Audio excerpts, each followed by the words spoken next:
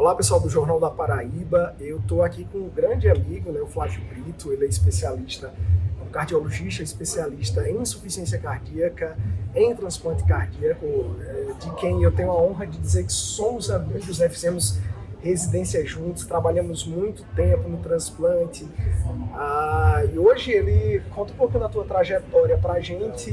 Legal, primeiro obrigado, é um prazer estar com você. Grande amigo, trabalhamos intensamente juntos, tenho muita saudade daquele tempo. Sim, eu milito hoje, quase a grande maioria do meu trabalho em cardiologia, se dá com pacientes com insuficiência cardíaca e avaliações pré e pós-transplante de coração. A minha formação ela é eu fiz faculdade de medicina em Botucatu e especialização em cardiologia e insuficiência cardíaca, assim como você na Escola Paulista de Medicina. Minha pós-graduação foi na Unifesp, em conjunto com a Duke University, um antigo programa Ciências Sem Fronteiras, que tem retornado para o país.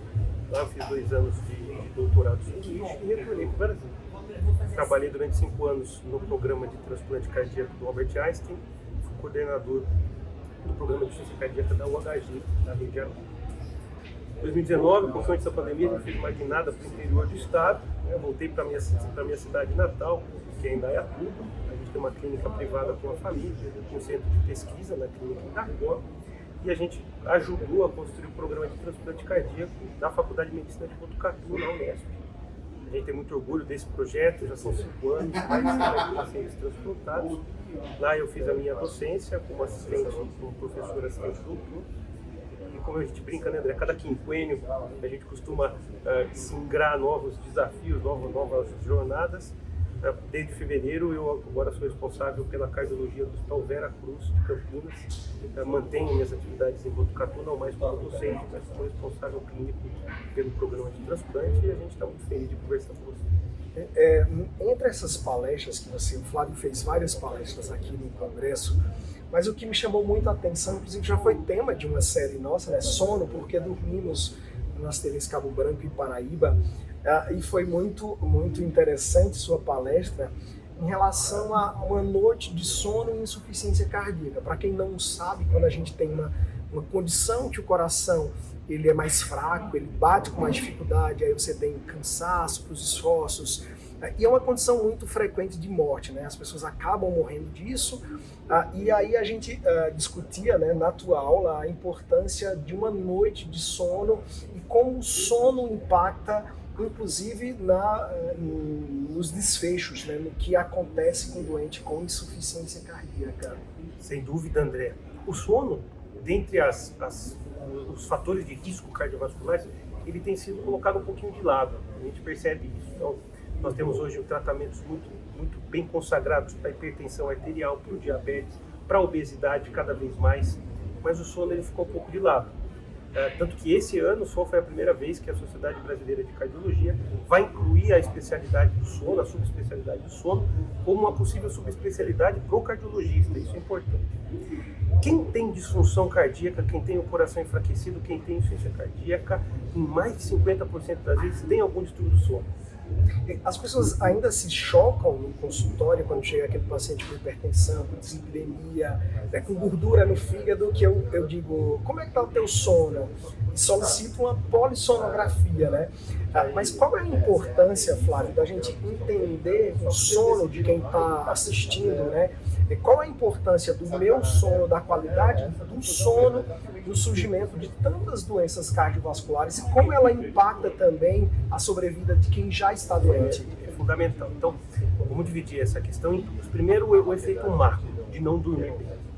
O efeito macro de não dormir bem, isso em vários estudos, no dia seguinte, sonolência diurna, aumento de risco de hipertensão arterial e aumento de risco do acidente vascular encefálico, do AVC. Isso no macro. No micro, quando você dorme mal de maneira insatisfatória ou você tem déficit, ronca demais, acorda muito, tem déficit de oxigenação no seu organismo, é como se o seu organismo estivesse fazendo uma atividade física extenuante à noite, gastando o seu combustível durante a noite.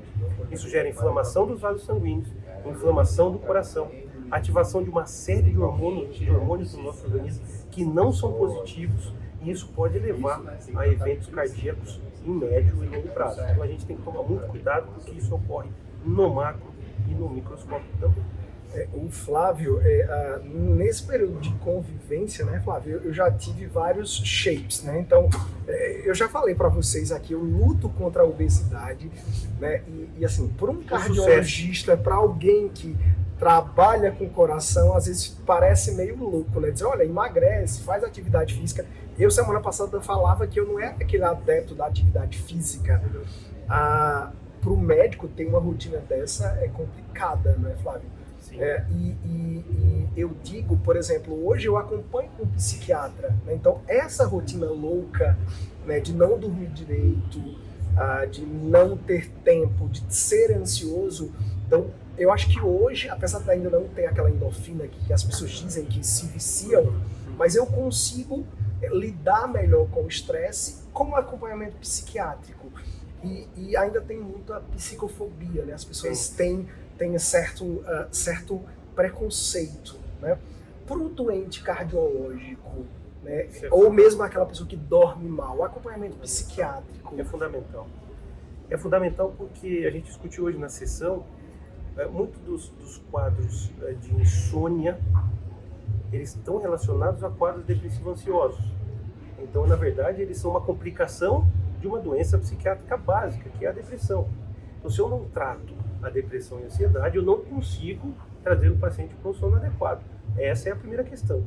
A segunda questão é como é que a gente faz para tratar a nossa saúde mental, né? A gente sempre pensa em psicoativos, em fármacos, mas a atividade física e muito mais. A gente estava conversando hoje algumas horas atrás no congresso. A gente tem esse estilo de vida, né? E voa, e grava, e dá aula, e atende paciente, você opera. Como é que a gente... Quais são os hobbies que a gente está envolvendo na nossa vida, né? Qual a qualidade de vida com nossos familiares, com nossos filhos, com nossos pais? O que a gente gosta de fazer fora da medicina? A gente tem que pensar isso até para aposentadoria, né? Porque a gente precisa ter outras atividades. Até para se aposentar, né? Porque senão morre antes, né? Exatamente. Então, poxa, eu gosto de um esporte, a gente tem que cultivar isso, né? Eu gosto de pintar, eu tenho que cultivar isso. E eu vejo cada vez a sociedade que trabalha em alto nível, em alta complexidade, em alto fluxo de trabalho, se preocupar cada vez menos com as atividades extralaborais. Pode parecer até, eu sou agitado, aquela pessoa que fala muito, mas antes da cirurgia particularmente eu faço mindfulness, né, que é uma meditação, né? Depois vocês podem ver aí o que é, mas e essas práticas, essas coisas que a gente ainda não tem muito embasamento científico, mas até que a gente já começa a ter bons efeitos, bons desfechos positivos. É claro que não são robustos em redução de morte, mas melhora de qualidade de vida e de redução de eventos como acidente vascular encefálico em práticas, principalmente meditação e yoga. Então, cada vez mais frequente, você falou de parar, de observar o que está acontecendo ao seu redor, de aproveitar também as oportunidades que a vida nos dá, né? Porque a gente quer. De repente a gente consegue, a gente não é capaz nem de parar para agradecer e para realmente avaliar o que está acontecendo ao nosso redor, né? O Flávio é das pessoas mais disputadas nesse congresso, e da sala eu tive que pegar lá na boca do palco e trazer lá até aqui essa salinha. Então, não é toda hora que eu tenho essa oportunidade. Eles já me cobraram. Eu quero participar do Jornal da Paraíba, quero participar da CBN. Quero sim, um abraço para todos vocês aí. Então, eu vou aproveitar, né, quando a gente falava nisso, e a gente tem uma enxurrada, parece que hoje tomar Ozempic e fazer essas coisas virou moda. Mas do ponto de vista cardiológico tem evidência legal, né? Tem. Essa é uma grande questão que a cada congresso, André, a gente tem maiores evidências. Então, todos os remédios que vocês aí conhecem como as famosinhas injeções, elas têm um nome, são chamados agonistas de GLP-1. Não precisa decorar nome nenhum, mas elas fazem com que o nosso centro de saciedade, lá no cérebro, fique tranquilo. Você diminui seu apetite. Em regra, em suma, é isso. Qual que era o grande problema? No início, a gente temia complicações cardíacas, complicações renais. E a cada semestre, a cada congresso, a cada novo estudo clínico, por exemplo, a semaglutida mostrou evidências hoje claras de proteger o coração em relação a melhorar o relaxamento do coração, diminuir a inflamação É claro que diminui o peso, diminui a sua glicemia. E agora, recentemente, semana passada em Estocolmo, no Congresso Mundial de Nefrologia, a semaglutida mostrou uma melhora da proteção renal fantástica. Então, a cada ano, a cada semestre, os benefícios da semaglutida, dos análogos de GLP-1, os saciadores, a gente consegue utilizar com mais segurança. Flávio, tem uma outra questão que às vezes no consultório, quando a gente prescreve, o paciente diz, olha, mas eu não sou diabético. Você já sabe do que é que eu estou falando. Mas o nível de evidência com essas drogas, a gente está falando das glifosinas, né? Vamos falar assim para as pessoas entenderem. Tem tanto estudo positivo e evidência que eu disse que em pouco tempo a gente vai estar, sabe aquela consulta no oftalmologista que a secretária vai e pinga a gota do colírio antes mesmo de passar no médico? Eu estou dizendo, no meu consultório, em pouco tempo a gente vai estar dando essas drogas na balinha de entrada. Exatamente, porque faz bem. Né? Então a gente já tem muito. Então, para as pessoas que não são diabéticas, mas que a gente chega prescrevendo, né? Mesmo para o doente cardiopata, mesmo. Eu acho que a gente já tem muito segmento para. Já tem. O professor Brown, que é o maior cardiologista vivo da humanidade, ele compara a DAPA e a empaglifosina com as estatinas, os remédios do colesterol do século passado. Então, o que acontece hoje? A DAPA e a empaglifosina, elas começaram a ser utilizadas sim para pacientes com diabetes médicos. Mas hoje a gente sabe que quem tem doença cardiovascular grave, já teve um infarto, já teve um AVC, tem problema de placa de colesterol nas pernas, é fundamental o uso. Ele melhora, ele te dá melhor condição de vida, qualidade de vida, mas ele te dá anos de vida. Em quem tem insuficiência cardíaca, coração dilatado, coração fraco, é a mesma coisa, independente de você ser diabético ou não. As pessoas têm muito medo de ficarem dependentes de medicação, mas eu digo que só vai ficar velho, só vai ter Alzheimer quem fica velho para isso, né? É preciso não morrer antes, né? Então, uma questão crucial para quem tem problema cardíaco é artesão, fazer realmente aquilo que é prescrito, dose, não interromper, né? Então, é muito importante que as pessoas se liguem nisso, né? É fundamental, André. Eu sempre costumo falar com meus pacientes o seguinte: primeiro, a classificação de comprimidos e drágeas como drogas atrapalhou o processo. Não são drogas, são fármacos. Segundo, nós temos doenças genéticas, doenças congênitas, doenças relacionadas ao nosso estilo de vida que, entre aspas, nos tornam um pouco culpados pelos nossos desfechos, né? Então, assim, você dizer, eu não gosto de remédio, doutor, eu também não gosto de remédio, mas temos patologias aí a serem tratadas que podem fazer com que o seu dia a dia seja melhor e que pode estender a sua vida para que você viva de uma maneira adequada. Então a gente tem como aliados os fármacos, né? Vamos deixar as drogas de lado, que devem ser utilizados e devem ser utilizados de maneira muito responsável. O Flávio, a gente tem uma relação de amizade de muitos anos, né? Aí, desde 2008, então já faz... Vou para 20 anos, vai para 20 anos. E eu digo que ser feliz também ajuda, né? A gente... O coração tá saudável, nosso amigo do peito ajuda, né?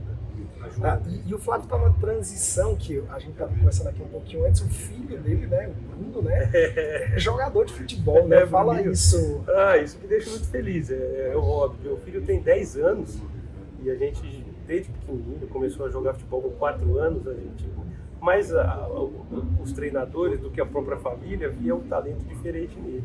E ele começou a jogar em Indaiatuba, logo foi chamado pelo Red Bull Bragantino, em Bragança Paulista. O Palmeiras, há 2 anos atrás, o viu no campeonato coletivo de futsal e o trouxe. Então ele hoje está o 2º ano dele de Palmeiras, tanto no futsal quanto no campo.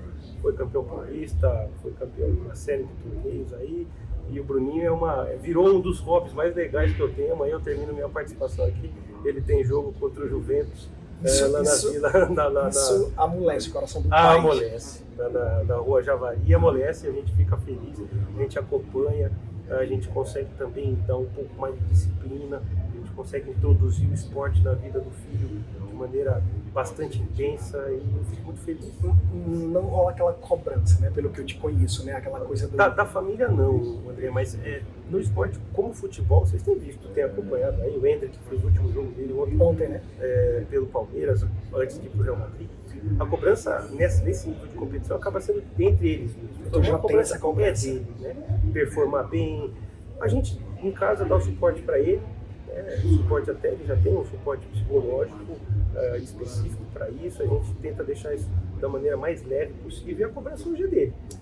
Não tem jeito, cobrança na vida, se a gente pode aliviar, mas quando você está falando do clube da estrutura do Palmeiras, hoje todo mundo tem que jogar, os meninos, os técnicos têm que performar também. Então é uma coisa que a gente tenta aliviar, mas a cobrança até certo nível existe.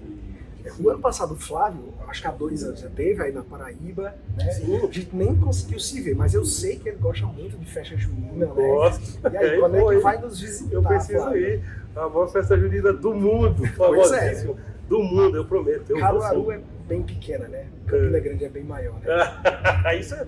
Ó, tem suspeito aqui, né? Compliance aqui. Então, pessoal do Jornal da Paraíba, queria agradecer pro Foi um Flávio prazer estar com vocês, esse pessoal. tempo precioso dele, né? Meu grande amigo Flávio, prazerzão, cara. Bom estar com você. Muito obrigado. Obrigado pela Tê-lo oportunidade. você aqui conosco. Um grande abraço, pessoal do Jornal da Paraíba. Um abraço para vocês.